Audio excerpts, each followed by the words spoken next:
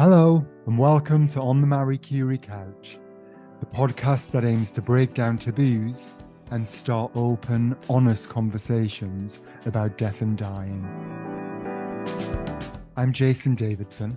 I'm a social worker by profession, and I've worked in palliative care, hospice care, and bereavement support services for more than a decade.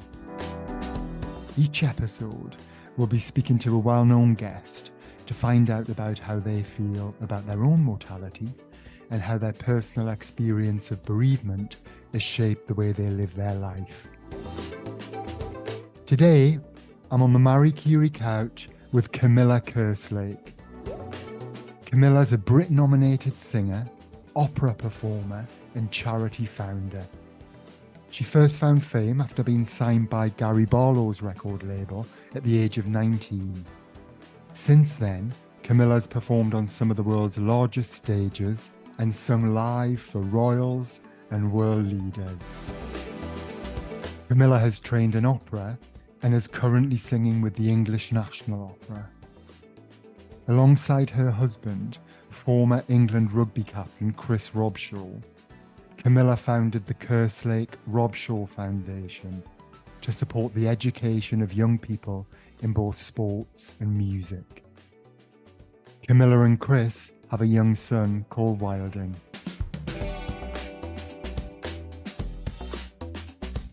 Camilla Kerslake, welcome to the Marie Curie Couch.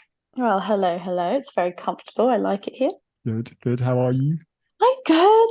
Just, living my best sort of working mum with a toddler life. I was saying today is actually my day off, but I've been to the gym. I just had a call with a TV show. I'm doing this lovely podcast, which isn't work at all. It's a pleasure. But then I've got to sing for 2 hours and then I have to go get my son from nursery. So, I'm sure everyone with children will understand the struggle. And what's your 2 hour sing? Is that kind of rehearsing for something, or is that a daily? Well, when you're an opera singer, you do sort of have to train like an athlete.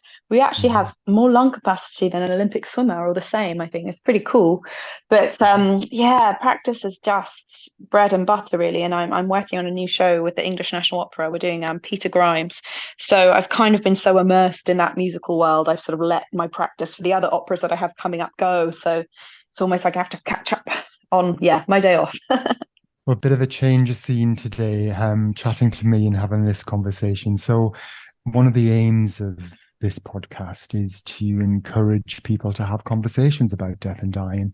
One of the reasons for that is because we know through our work that if people are better prepared for the end, or they know, what a loved one's wishes might be, for example, then they'll have a better experience. And also from a grief point of view, what we know from our listeners is that they find it really helpful hearing other people's experiences as well, especially when it's something they're going through themselves, and it makes them feel less isolated, I think, and less alone, because, that can be one of the big parts of grief and bereavement, that you feel like you're alone in the world and you feel like you're the only one experiencing it. So I'd like to start, Camilla, by asking if you've experienced a significant bereavement in your life. Well, I think everyone has, haven't they? I mean, or, everyone past a certain age has. I mean, obviously, everyone's relationships are completely different. And, some people will be a parent or, God forbid, a child, but then some people can have a really beautiful, really close relationship with, for example, like a best friend. And what I really love about this podcast is that you allow everyone to explore every kind of bereavement that there is and honor the fact that all feelings are completely valid. I would say almost the most memorable one for me, or the most impactful, I think, was losing my grandfather when I was 8. I would say, even though, we were definitely sort of living, in sort of council houses, and I had a single mother and all that kind of thing, I'd still had quite a joyful childhood, largely because of he was just the most wonderful man. He's working class Welsh, so he was always singing, he was always larking around.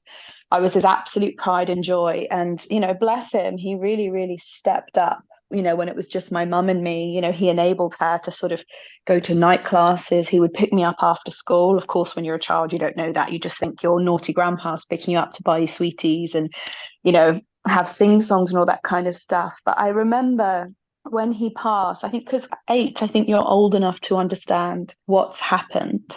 But like I said, nothing terrible up to that point had happened to me.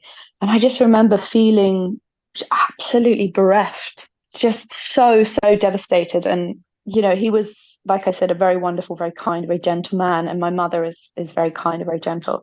And she felt his loss so acutely. And I think I guess at that age, which seems quite young now, I talk about it like this, was sort of the first time I really, really experienced, proper anguish.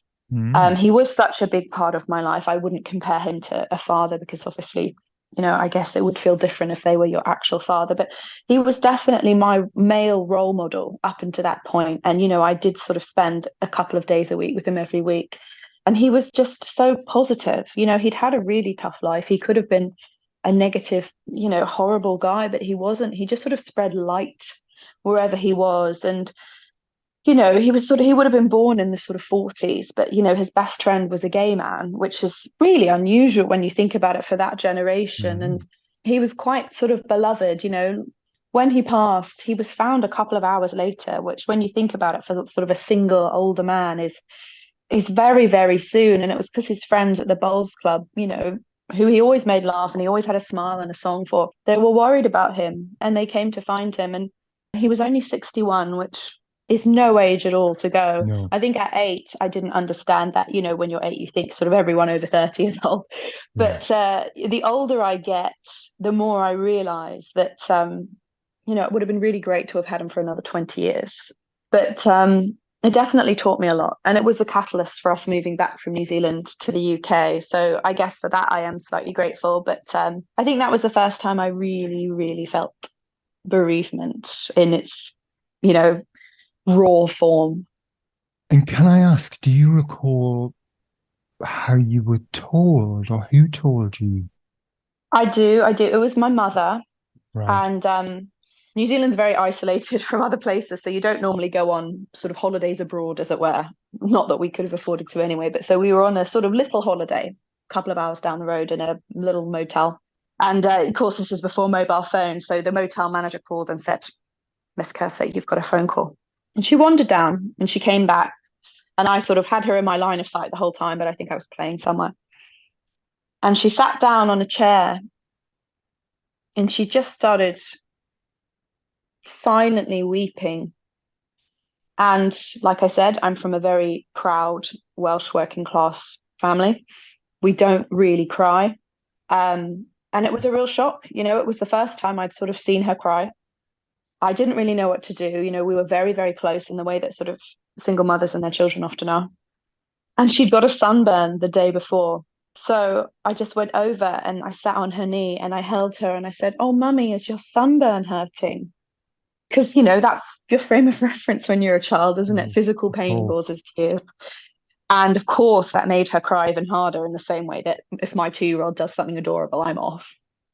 And she said, "No, I'm afraid I've got some really sad news for you." And she really choked it out, and I'm getting choked up now. But she said, "Papa's died." And Mm. I can't really remember the rest. It was a bit of a blur because obviously, I think we were on day 2 of our sort of supposed 4-day little holiday. Mm. We got sort of packed up and driven home. And I just remember it being a real blur. And also because he was so well known in the community and he was really quite beloved, sort of, it was quite difficult the days before the funeral because people would sort of stop us in the supermarket and they'd stop us in the street and they'd talk to us about it. And for me, it was just sort of confusing, obviously, having all these strangers talk to us. But for my mum, it was just devastating. And I mean, like, ultimately, she wasn't emotionally able to stay in New Zealand. We had to move all the way back here just for her to sort of get closure on it. So it was a very dramatic life event in her life. I mean, for me as well, but obviously, it's not the same when you're a child, is it? I was asking that question about how you found out because there's lots of conversation often with families when someone's died and or someone's been diagnosed with a terminal illness about how you talk to children, how you tell Mm, children, how you break the news. Do mm, you tell them? And how much information do you give them? And mm. that often understandably comes from a place of fear and, protection naturally for parents to, Exactly. you don't want to upset your child, but actually we know it's best to be honest and Hmm. truthful and to not overload children with information, but actually just give them the news in a Hmm. way that they'll understand, depending on Mm. their age, and then allow them to lead and ask the questions and just answer the questions they ask rather than, giving them lots of information and detail. I think children are incredibly logical. I remember, I feel like you don't see the shades of grey when you're a child. And I remember, being told that he had died and that I wouldn't see him again because he was in heaven or the next realm or wherever you choose to believe someone goes. And I remember being absolutely devastated. But I'm so glad I was told, and I'm so glad I knew. I'm so glad I didn't just have to figure it out over sort of months of not seeing him, because it was like ripping off a plaster. It was painful at first, but, then I was able to process it. It's interesting you should say that because my husband's father died of a heart attack aged 40, and Mm, he left behind a 3-year-old, a 5-year-old, and a 7-year-old. And obviously, his mother, this is her soulmate. She was devastated in a way that I can't even fathom, and I hope I don't ever have to. mm, But I know the boys didn't go to the funeral because, I mean, it was probably so much for her. She probably didn't want to fall apart in front of them, and understandably so. But whenever I ask Chris about that time period, he just sort of says he didn't understand why his mum was so sad all the time. And what he started doing was he stopped telling her things that he thought would upset her. So he stopped telling her if he fell off his bike and skinned his knee, he'd come in and he'd sort of fix it himself because he didn't want to add to her mental load and all that kind of stuff. And absolutely no blame because she did absolutely incredibly raising those three boys, and she 100% did what she thought was best, and also probably what experts would have said was best at the time. mm. But if the boys had been there, maybe they would have had a better understanding of what was happening. Maybe they would have been able to grieve a bit more.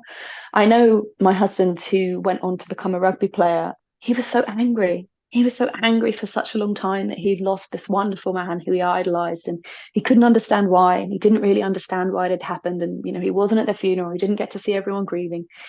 He was so angry for such a long time. And I almost feel like if he had just sort of been allowed to have that moment of extreme pain or just outburst, he would have felt better. I feel like as British people, and his family, he's from quite a well-to-do family, sort of particularly sort of upper class British people.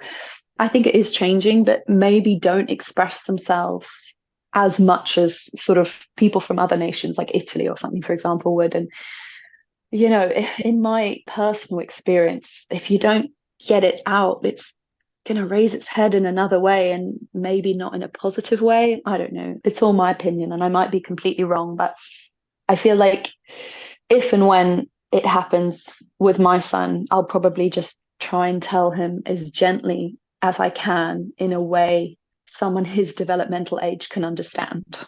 Yeah, and that, you mentioned the word understanding and so often, and I think in your experience as you've described in your husband's as well, then that's the time when you're going to be developing your understanding about death and Mm, about life and about what those things mean. And what we do know now is, and I guess, this has changed over time because even for me growing up, there wasn't those significant losses when I was that young.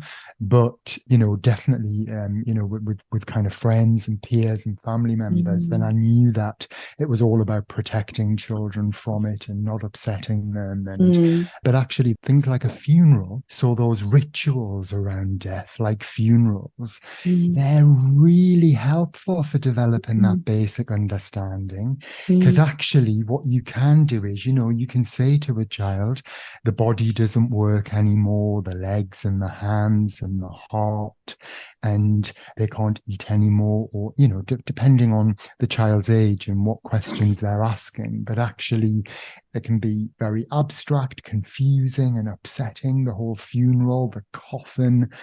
But what we do know is when young people are included in those rituals, then it does help later on. It helps with the grief process and developing that understanding of death. I actually did an impromptu speech at my grandpa's funeral. It was very strange. I mean, obviously there was sort of the planned ones, but sort of I remember because the funeral director lived, I mean, about three doors up the road. And like I said, he was one of the community who just adored him. And he sort of put it to the floor and he was like, would anyone like to say anything? And I don't know why, but I was just like, I would. And I remember exactly what I said, and I'm going to tear up again. I said, he was my papa, and I really, really loved him. And of course, Mm. that set everyone off, as you can imagine. Yeah. Sorry, guys. How lovely you got to do that. And how lovely Yeah. you just stood up and did it as well and felt safe enough to and included. Yeah. Well, he was that kind of man. He would have wanted me to. That's a lovely story, Camilla. I love the fact that that was even an offer at the I funeral, know. that, It's that gorgeous, that isn't it? was like, does anybody want to say anything? Yeah, that's really nice and very good for people, I think, to be included on that level, regardless of their relationship with the individual, because it's that kind of stuff that helps us in our grief. I think so. Anyone who was holding back tears wasn't after that, let me tell you. Yeah, yeah, set them all off. Um, just thinking about bereavement and grief, I touched on earlier that people who listen to the podcast who are grieving themselves now, they find it helpful just hearing other people's experiences as well of grief. Mhm. And I'm wondering if you can talk a bit about some things that you found helpful when you've been grieving. Well, 2020 to 2021 was a bit of a triple whammy for my family. My grandma, she'd had Parkinson's for a long time and she'd sort of done living in sort of assisted living to living in a nursing home to sort of being bedridden. So it wasn't a massive surprise. We kept getting calls saying, oh, this is going to be it. And then it kept not being it. So we just sort of expected her to rally. But with that one, I'm sure lots of people say this, but she was so miserable. It was really sad and it was really tough on my mum. But she's free.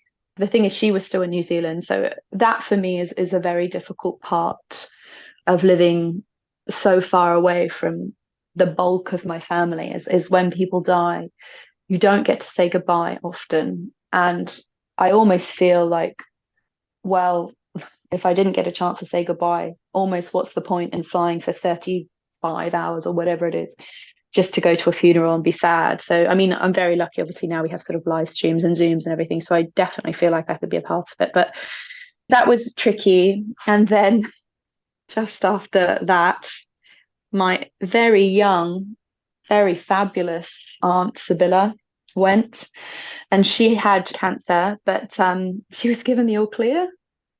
And Mm. then she had a stroke, which we were like, what? Because she was in her early 60s, like slim, healthy. I mean, she'd done the classic smoked like a chimney, drunk like a fish in her youth, but she'd sort of really cut back and she was very healthy other than that. So then she had a stroke and then she was sort of recovering and she was speaking and walking again. And we were like, oh, great, and then I got a call on the day of my baby shower, actually, that she'd passed. And it was so arresting because I was so instantly devastated.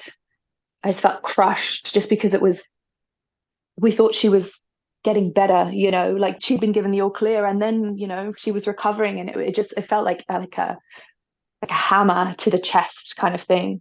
But at the same time, it was just so confusing because also dozens of people had decided that that was the day they were going to get together and celebrate the birth of my first child. And it was almost like, I feel that one I definitely haven't processed, because I almost had to sort of get it together and go and enjoy my baby shower, like just because of the effort that everyone had put in. So it's almost like I pushed it to the back of my mind and I put it in a little box and I was like, I will grieve this, but I can't do it today. I Mm. can't let everyone down, kind of thing, which I'm sure is something that will resonate with a lot of your listeners. But what I feel is that I haven't let it out yet. And I am slightly worried about how that's going to manifest itself, because I did adore her.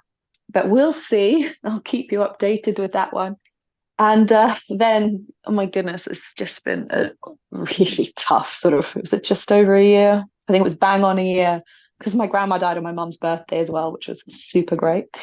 And then my uncle, also on my mother's side, he was Oh, diagnosed with Hodgkin's lymphoma when he was 19, and he was given, I think, 6 months to live.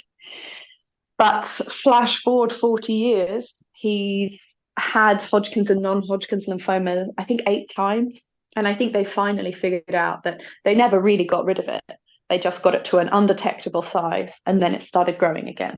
But, he was able to live a wonderful life. He wrote a book called Life, Happiness and Cancer, which is a bestseller in New Zealand. It helped wow. a lot of people. He gave up, I mean, hours and hours, days, weeks of his time talking to other young people who'd been diagnosed, or other people who were sort of serial survivors, as I guess he would call them. He was able to get married. He has two beautiful boys. And I feel very lucky to have them as cousins. They're a lot younger than me because of obviously complications because of chemo and all that kind of thing. But I'm very glad that they're in the family, because otherwise it would now just be my mum and I. But that was another one where he just kept surviving.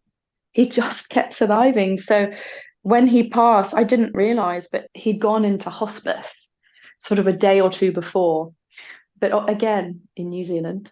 And his wife was again losing her soulmate, dealing with two sort of bereft preteen and teenage boys.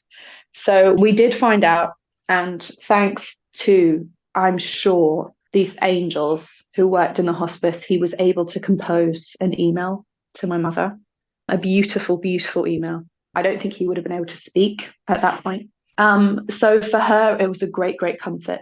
They Mm. didn't have the best upbringing, like it was very difficult moving around for them. And my grandma, bless her, was a bit of a tricky character.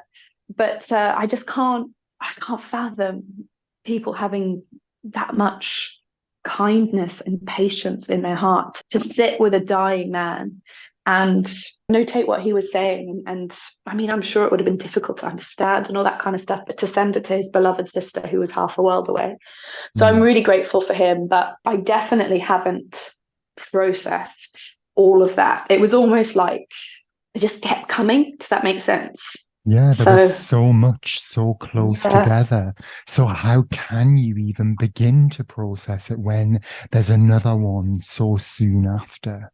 Yeah, I mean, he was about 10 months after my grandma, and I am very pleased he managed to hang on, because it would have been horrendous for her to lose him. Mm. Um, but I feel like almost as a young mother, or a mother of a very young child, my son is 2. So when all this was happening, it was his baby shower, and then, the next one, like next one, next one, next one, the next one who wasn't even 1, and then the next one he was sort of 18 months, and it was almost like it's almost just like a sort of power through, like keep calm, carry on, just keep going kind of thing. But like I said, I definitely haven't processed it in a good enough way to know that I tend to think of grief as like something physical that sort of lives in my body that needs to be physically expelled, like breath. And I definitely don't feel like it's left to my body. I'm doing an opera at the moment called Peter Grimes, and it's very, very sad. And it's just sort of my reactions, like on stage when I'm technically in character, but they're so much more emotionally heavy than they usually would. And I just think it's sort of the grief just desperately trying to leave my body in any way it can. And I mean, it's making my performance great. But Yeah, well, I was just thinking, I wonder if that's some of the process.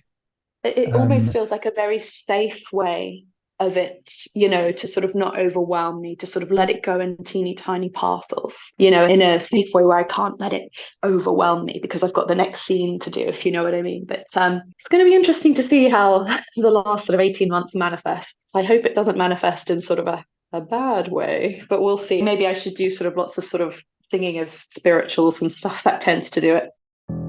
Marie Curie offers free support over the phone to anyone with an illness they're likely to die from and those close to them. Our team of experts can offer practical and emotional help with medical, financial and general queries about end of life and bereavement. Call our free support line on 0800 090 2309 or visit mariecurie.org.uk/support. Well, I was just thinking about, maybe there isn't this big moment, maybe there isn't this big moment of overwhelm to come.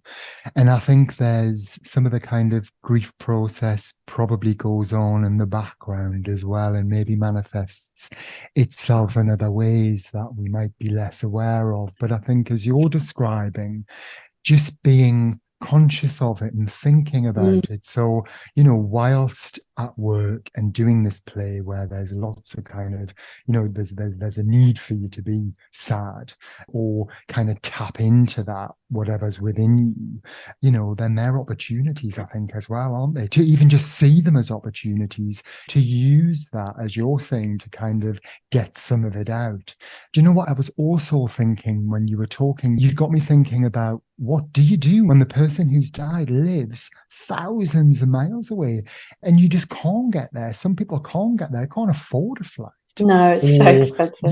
And there'll be lots of people listening who've had those experiences. And so while you were talking, I was thinking about, and actually this could still be something that might be helpful for you when you feel ready or when you have time. But is, to think about, well, what kind of rituals can I do here to honor that person? So I haven't got a gravestone to go and visit, or I'm not going to a place where ashes have been scattered, but actually, can I make something or create something? And whether that's going to a favorite park or the woods or getting some flowers and I don't know, I'm thinking off the top of my head, kind of throw them into a river, or whatever's meaningful to the person or whatever might be meaningful to you, but actually make a ritual out of it, make a point of it, whether that's a morning or an afternoon. You get the family together, you go along, you might sing, you might choose some poems to read, but it's not just about remembering them in the everyday. It's about actually having a specific event, isn't it, dedicated to them. Do you know what we did for my lovely stepfather who married my mum when I was 5? And is just the most wonderful man. When his mother and father died, there was a few years between them, but it was still very sad and very hard on the family. But we were still over here, and it was, we still weren't in a financial situation to send the whole family back. We paid for dad to go back, and that was it. We did video montages, or there was video montages made, and just going through our photos and, sort of back then, sorry kids, scanning them onto the computer and choosing which ones, and just looking at photos of, my dad when he was like 21 and he was still living in their house with his, crazy 80s shaggy hair and ridiculous milk bottle glasses, and Brilliant. just of them looking young and happy, and I mean usually drunk because they were normally taken at family events. I found that very, very useful. But it's interesting what you just said about the flowers or the poems, and because I actually think, I mean, honestly, just speaking to you about it is amazing, because I actually haven't spoken to anyone about it. I definitely think people don't want to burden people with their grief, but I'm sure most people have someone who would, at least one person who would be very, very willing to just sit and listen. But I think, maybe sort of a little memorial would be very, very helpful for us as a family. Like I said, working class Welsh, we keep everything bottled up and sort of hidden. I definitely don't think that's healthy. So I will speak to my mum after this phone call, because I think it might do her some good, to be honest. Yeah, and I just think there's something in that as well, what you just said about just having the conversation.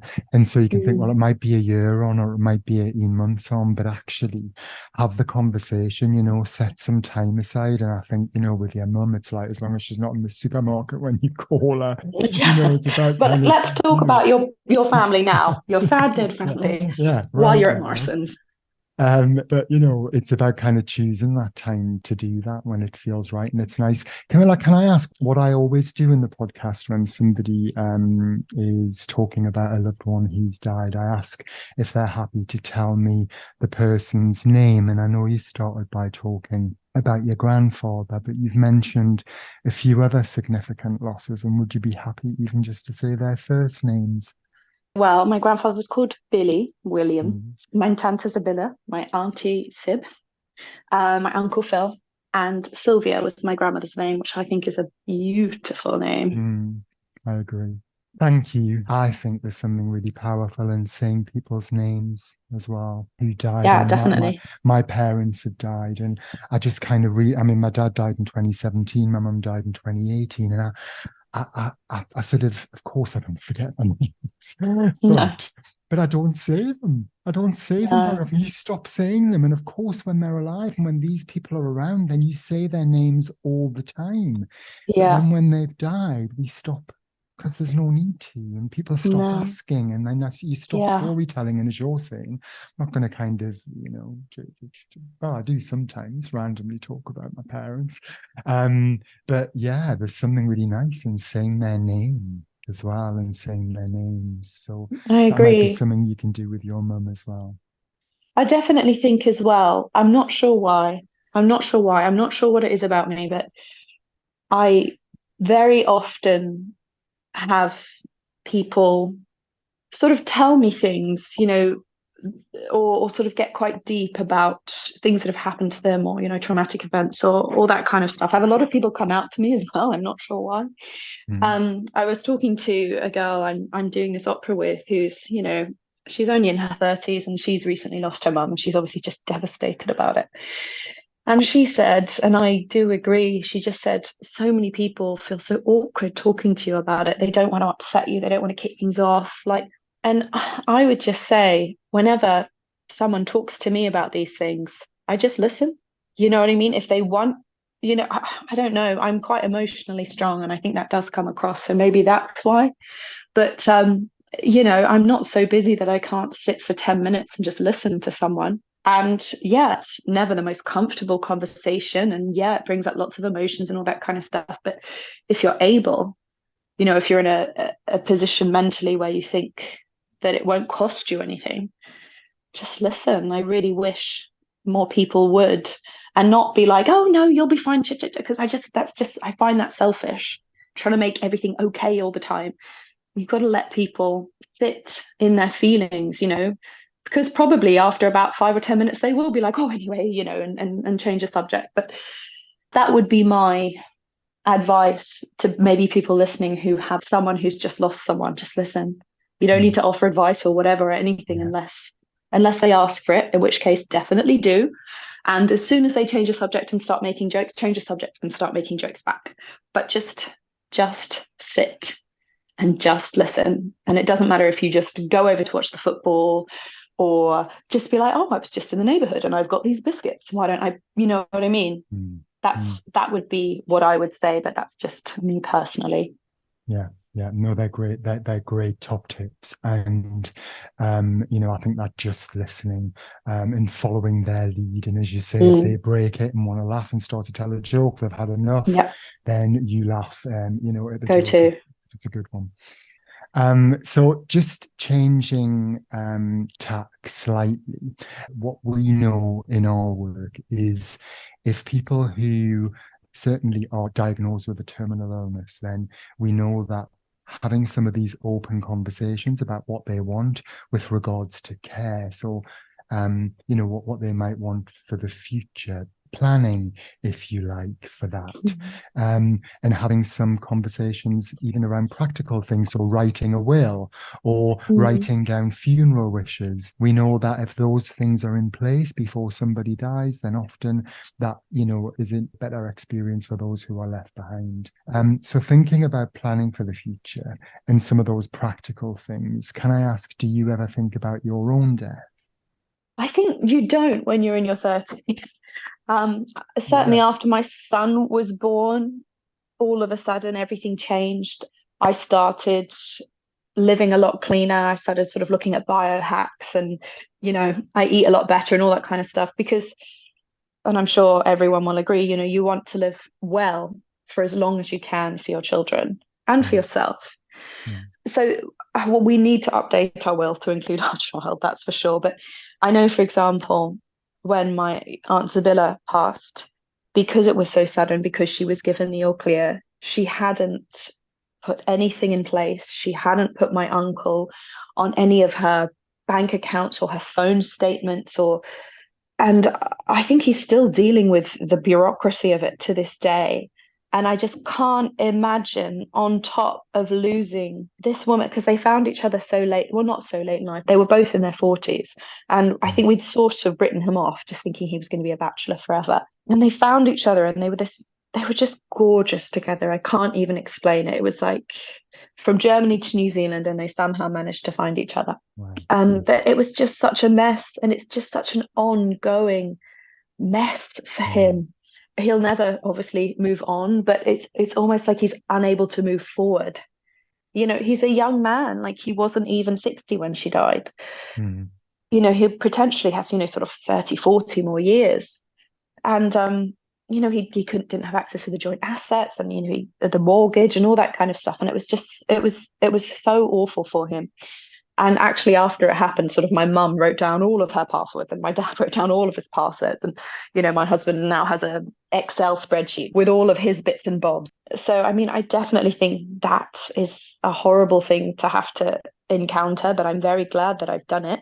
But I think also as well, it can be so overwhelming. Like, I'm a big planner, but just because I have ADHD and I get overwhelmed if I don't sort of write everything down, I think the thought of having to plan a funeral when I hadn't had any conversations with the individual about what they want would just make it so much harder. It would just be such a heavy burden to make sure that you were doing what they wanted. But at the same time, my grandma, my mum's mum, didn't have a funeral. And my uncle, the one with Hodgkin's lymphoma, he also didn't have a funeral.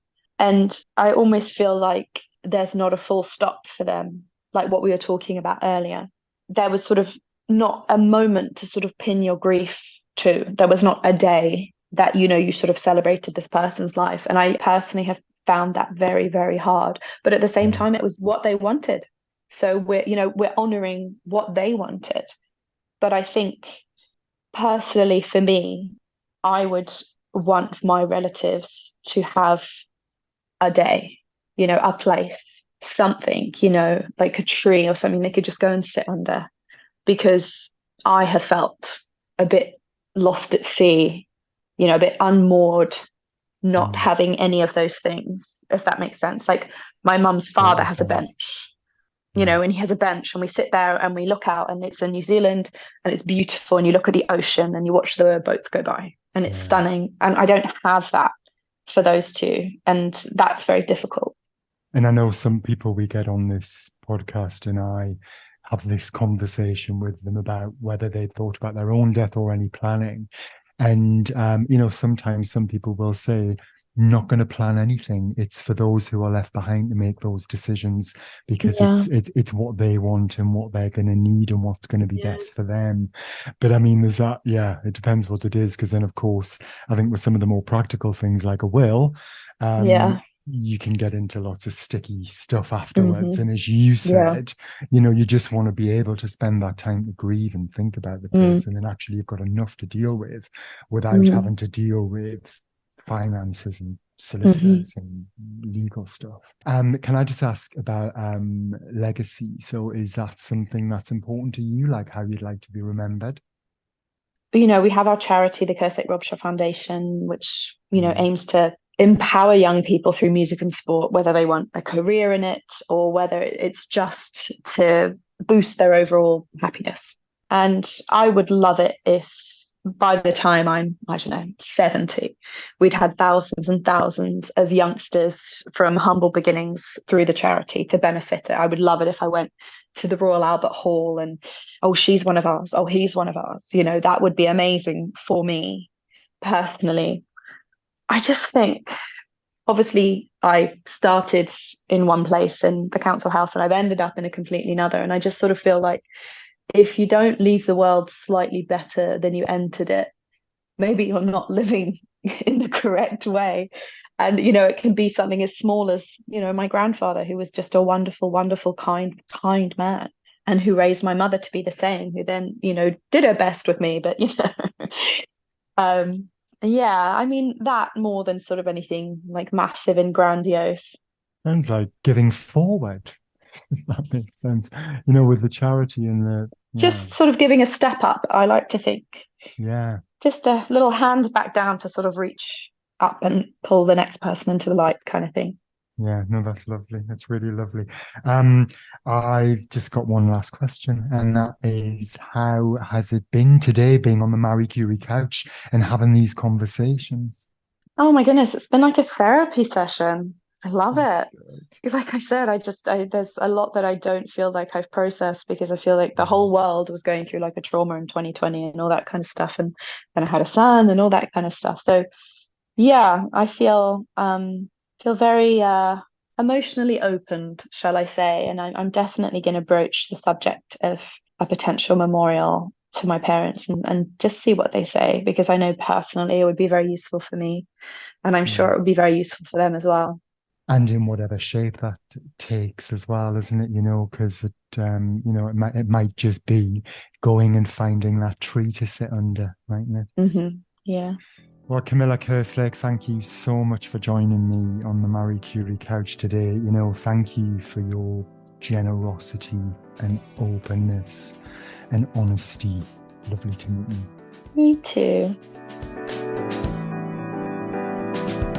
So that's all for this episode of On the Marie Curie Couch. We hope it's got you thinking about matters of life and death, and perhaps starting those conversations with your own friends and family. Marie Curie's here to help, from planning ahead to coping with bereavement. You can talk through any concerns you have around the end of life with our support line team, which also includes specially trained nurses. Call us on 0800 090 2309 or search Marie Curie online. This podcast is produced and edited by Marie Curie with support from Ultimate Content. The music featured is Time Lapse by Pan Oceanic. If you've enjoyed this podcast, please do like and subscribe. Thanks for listening, and until next time, goodbye.